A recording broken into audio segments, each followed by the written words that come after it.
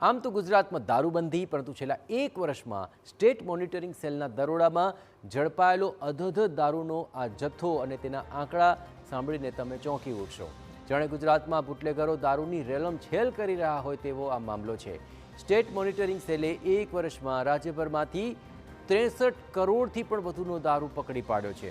વર્ષ 2022માં અમદાવાદ, સુરત, રાજકોટ, જૂનાગઢ, જામનગર, મોરબી, બોટાદ, બનાસકાંઠા, કચ્છ અને સુરેન્દ્રનગર સહિતના શહેરોમાં કરોડો રૂપિયાનો દારૂ જપ્ત કર્યો હતો, જે ઉત્તરોત્તર દર વર્ષે આંકડો વધતો રહ્યો।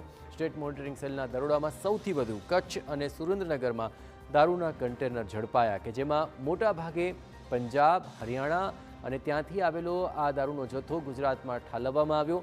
દારૂ ભરેલી ગાડીઓ સોનગઢ બોર્ડર મારફતે રાજ્યમાં પ્રવેશી કચ્છ અને સુરેન્દ્રનગરમાં એન્ટ્રી કરી લે છે।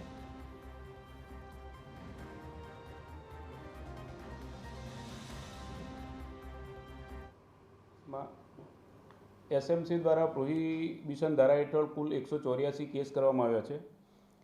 તે અંતર્ગત 63.16 કરોડ ઉપરાંતનો દારૂ તેમજ ટોટલ મુદ્દામાલ 87.40નો કબજે કરવામાં આવેલ છે। આ ગુનાઓમાં 582 આરોપીઓ પકડવામાં આવેલ છે, તેમજ એ 582 આરોપીઓ પૈકી 102 આરોપીઓ પ્રોહિબિશનના લિસ્ટેડ બુટલેગરો છે। એ ઉપરાંત સ્ટેટ મોનિટરિંગ સેલને પોલીસ સ્ટેશનનો દરજ્જો મળ્યા બાદ પોલીસ સ્ટેશન ખાતે કુલ 46 ગુનાઓ એનડીપીએસ એક્ટ હેઠળ દાખલ કરવામાં આવ્યા છે। એમાં 7.79 કરોડ ઉપરાંતનું ડ્રગ્સ પકડવામાં આવ્યું છે અને 84 આરોપીઓની ધરપકડ કરવામાં આવેલ છે।